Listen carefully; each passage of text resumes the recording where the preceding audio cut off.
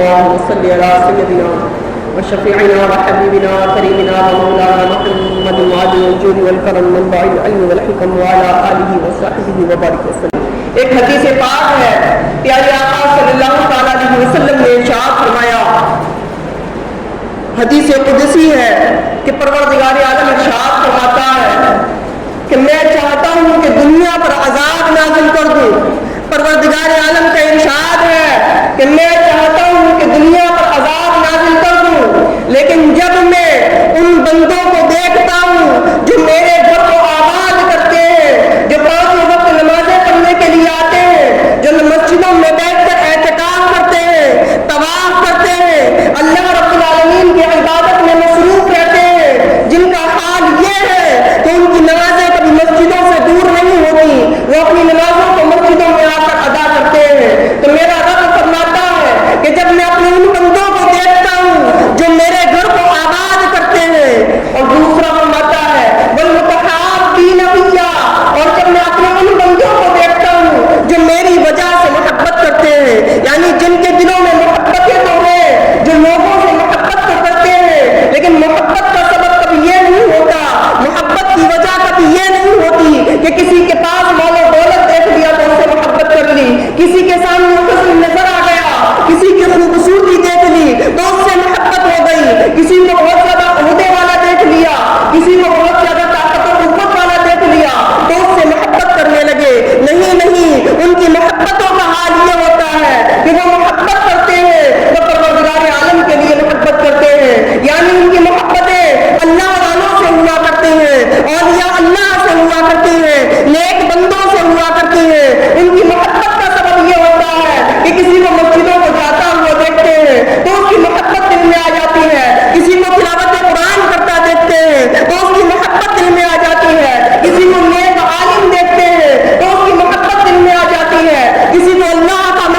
اللہ کے محبوب صلی اللہ علیہ وسلم کی سنتوں کا پابند دیکھتے ہیں تو اس سے محبت کرنے لگتے ہیں. جن کے دلوں کا یہ حال ہے، جن کی محبتوں کا یہ حال ہے کہ ان کی محبتیں دنیاوی غرض کی وجہ سے نہیں، دنیاوی مقصد کی وجہ سے نہیں، بلکہ ان کی محبت اللہ کے لیے ہوا کرتی ہے. تو پروردگار عالم ارشاد فرماتا ہے جب میں اپنے ان بندوں کو دیکھتا ہوں جو میری وجہ سے محبت کرنے والے ہیں تو دو صفات بیان ہو گئی. ایک تو وہ بندے جو اللہ کے گھروں کو آباد کرتے ہیں، اور دوسری صفت بیان ہوئی کہ جو بندے اللہ کے لیے آپس میں محبت کرتے ہیں. تیسری صفت پروردگار عالم ارشاد فرماتا ہے والمستغفرین بالاسحار، جو لوگ رات کو تہجد میں اٹھ کر پروردگار عالم کی بارگاہ میں مغفرت طلب کرتے ہیں. جس وقت چاروں طرف لوگ غفلت کی نیند سو رہے ہو، لوگ اپنے آرام میں ہو، اس وقت ان اللہ کے بندوں کا حال یہ ہوتا ہے کہ ان کو اپنے آرام کی فکر نہیں ہوتی، اپنی نیند کی فکر نہیں ہوتی، اللہ کے خوف سے،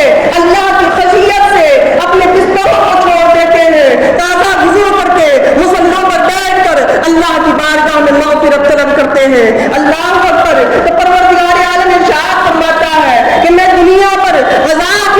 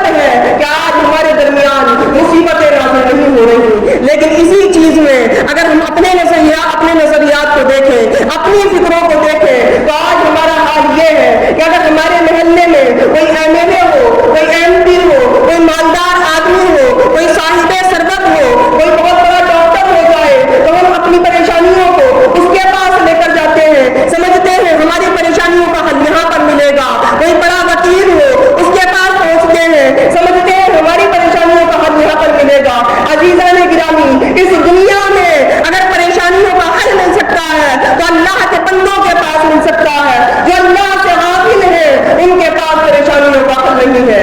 اسی چیز کو دوسرے مقام پر پیارے آقا صلی اللہ علیہ وسلم نے ارشاد فرمایا کہ اپنی حاجتوں کو خوبصورت چہرے والوں کے پاس لے جاؤ، یعنی اگر اپنی حاجتیں پیش کرنی ہو تو اپنی حاجتوں کو پیش کرنے کے لیے کسی مالدار کے در پہ جانے کی ضرورت نہیں ہے۔ اپنی حاجت پیش کرنی ہو تو کسی بہت بڑے منصب والے کے پاس جانے کی ضرورت نہیں ہے، کسی عہدہ والے کے پاس جانے کی ضرورت نہیں ہے۔ جانا ہو تو خوبصورت چہرے والوں کے پاس جاؤ۔ یہ خوبصورت چہرے والے کون ہیں؟ جن کا رنگ سفید ہے وہ خوبصورت چہرے والے نہیں، خوبصورت چہرے والے وہ ہیں، میرے پیارے آقا صلی اللہ علیہ وسلم نے ارشاد فرمایا، جو رات توڑ کر اللہ کی عبادت کرتے ہیں، جو رات توڑ کر نمازیں پڑھتے ہیں، ان کے چہرے دن میں چمکتے ہیں۔ خوبصورت چہرے والے وہ ہیں کہ جب قیامت کے دن آئیں گے ان کے چہرے چمک رہے ہوں گے۔ وجہ کیا ہے؟ وجہ یہ ہے کہ وہ نمازیں پڑھا کرتے تھے، وضو کیا کرتے تھے، وضو کی وجہ سے انسان کے چہرے منور ہو جاتے ہیں۔ تو عزیزان گرامی، یہاں جو خوبصورت چہرے والوں کو فرمایا اس کی وجہ یہ ہے کہ خوبصورت چہرے والے وہ ہیں جن کے چہروں پر نور ایمان نظر آ رہا ہو، نور صالحین نظر آ رہا ہو۔ ان کے پاس اپنی حاجتوں کو لے جاؤ، ان سے جا کر اپنی حاجتوں کو بیان کرو، ان سے اللہ سے دعا کراؤ، تو اللہ رب العالمین ان کی دعاؤں کو قبول کرے گا اور تمہاری حاجتوں کو دور فرما دے گا۔ ایک حدیث پاک میں پیارے آقا صلی اللہ علیہ وسلم نے ارشاد فرمایا، اپنی حاجتوں کو میرے امتیوں میں سے ان بندوں کے پاس لے جاؤ جن کے دل مہربان ہیں، جن کے دل نرم ہیں، ایمان کی وجہ سے، تلاوت قرآن کی وجہ سے، جن کے دلوں میں نرمیاں ہیں، جن کے اخلاق کو اللہ رب العالمین نے آقا علیہ الصلوۃ والسلام کی سنت کے مطابق بنا دیا ہے، ان لوگوں کے پاس جا کے اپنی حاجتیں طلب کرو۔ میرے پیارے آقا نے فرمایا کہ یہ وہ لوگ ہیں جن میں اللہ کی رحمت ہوا کرتی ہے۔ اللہ اکبر! لیکن آج ہمارا حال یہ ہے، ہمارے سامنے کوئی پریشانی آ جائے، کوئی دقت آ جائے، کوئی آفت آ جائے تو ہم دنیا داروں کے پاس پہنچتے ہوئے تو نظر آتے ہیں۔ کبھی اتنا نہیں ہوتا کسی اللہ والے کے پاس پہنچ جائیں، کسی نیک بندے کے پاس پہنچ جائیں، اس سے جا کر اپنے لیے دعائیں کرا لیں، اس کی صحبت اختیار کر لیں تو ہماری پریشانیاں حل ہو جائیں، ہمارے مسائل حل ہو جائیں۔ تو عزیزان گرامی، آج ہماری فکروں کے بدلنے سے ہمارے اعمال بدل گئے، ہمارے حالات بدل گئے۔ تو عزیزان گرامی، ضرورت اس چیز کی ہے کہ ہم دنیا داروں سے زیادہ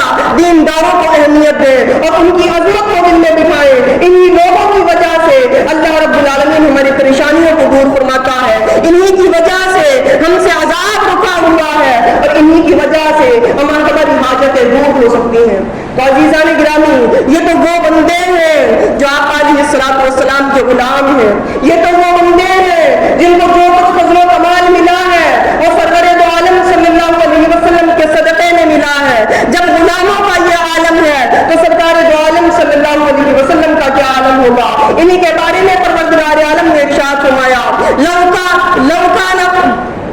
انہی کے بارے میں پروردگار عالم نے ارشاد فرمایا، ما کان اللہ لیعذبہم وانت فیہم، اللہ کی یہ شان نہیں کہ ان کے اوپر عذاب نازل فرما دے اور اے محبوب تم ان کے درمیان ہو۔ اللہ اکبر! یہ سرکار دو عالم صلی اللہ علیہ وسلم کا صدقہ ہے کہ اس امت کے اوپر عام عذاب نازل نہیں ہوتا، ورنہ پہلی امتوں کو اٹھا کر دیکھے، جب گناہ میں ملوث ہوتے تھے تو کوئی کسی امت کا یہ حال تھا کہ پوری امت کو بندروں کی شکل میں بدل دیا گیا، کسی امت کا یہ حال تھا کہ پوری امت کے اوپر اس طریقے کا عذاب نازل ہو آیا کہ پوری امت کو غرق کر دیا گیا۔ لیکن یہ پروردگار، یہ اللہ، یہ سرکار دو عالم صلی اللہ علیہ وسلم کا آج ہم لوگوں پر احسان ہے، یہ اللہ رب العالمین کا سرکار دو عالم صلی اللہ علیہ وسلم کے صدقہ و فضل ہم لوگوں پر احسان ہے کہ آج ہمارے اوپر عذاب نازل نہیں ہوگا۔ تو تو عزیزان گرامی ہم لوگوں کو چاہیے کہ ہم اپنے دلوں میں جو محبتیں پیدا کریں، جو عظمتیں پیدا کریں، وہ اللہ والوں کی پیدا کریں، اور خاص کر